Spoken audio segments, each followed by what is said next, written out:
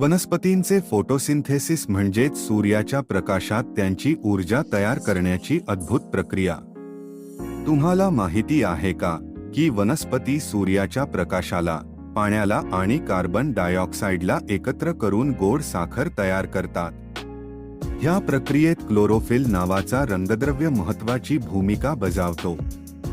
हा रंगद्रव्य सूर्याच्या प्रकाशाला शोषून घेतो आणि त्याच्या सहाय्याने वनस्पतींना आवश्यक असलेली ऊर्जा मिळवतो।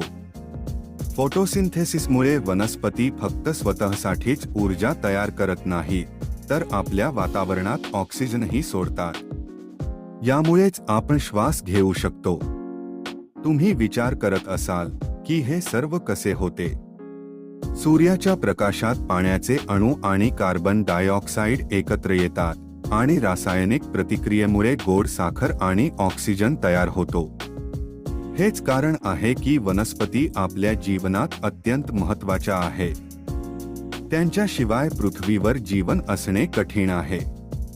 त्यामुळे पुढच्या वेळी तुम्ही एका झाडाकडे पाहाल तेव्हा त्याच्या अद्भुत कार्याची कदर करा।